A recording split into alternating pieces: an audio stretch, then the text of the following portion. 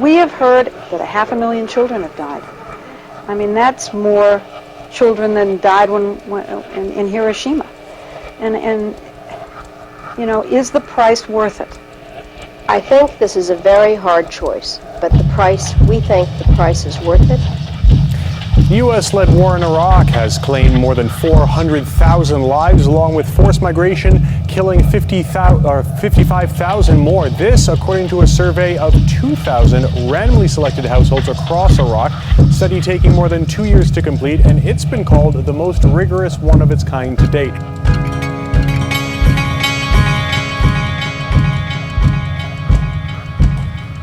This country was taken over by a group of people with a policy coup.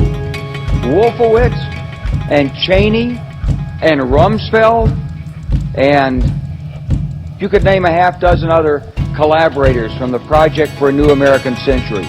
They wanted us to destabilize the Middle East, turn it upside down, make it under our control. And now we're looking at a whole range of human rights abuses, not to mention about 80,000 civilians in Sirte being bombed by the NATO and TNC forces. Well, it just keeps going on and on. Any excuse that the United States has to attack another country, they just make it up. Would the United States be in Iraq if their major export was broccoli? Or would they be in Libya if they weren't holding on to the sweetest of sweet crude oil on the planet?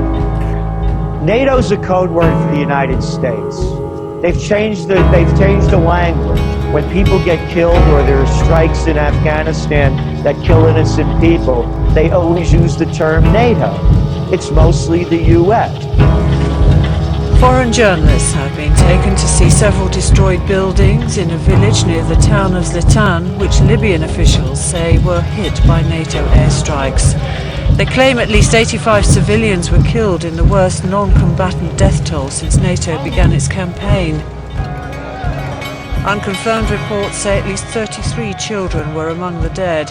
Now, during her unannounced visit to Libya, U.S. Chief Diplomat Hillary Clinton stated that Washington hopes to see ousted leader Colonel Gaddafi captured or killed. So, I mean, that is the land of unconfirmed. Yes, we came, we saw, he died.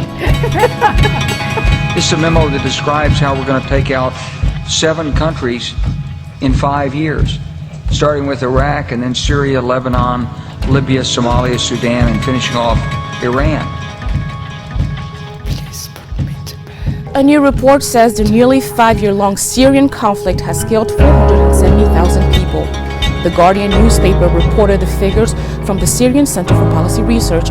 People across Somalia have endured test after test, rival groups fighting for power, widespread poverty, drought.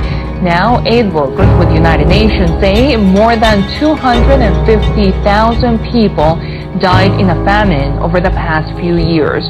More than half of them were under the age of 5.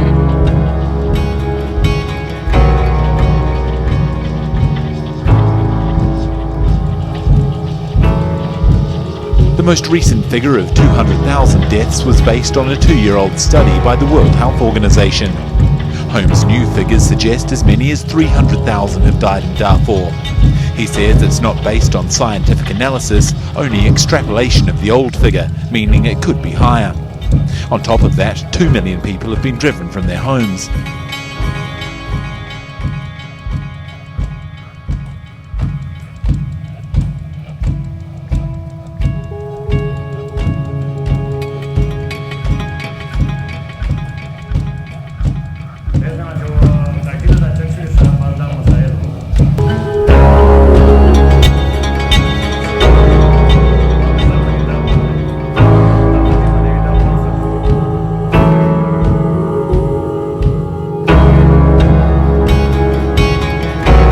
Civilian casualties in Afghanistan hit a record high of 11,000 people in 2015, according to the latest UN report.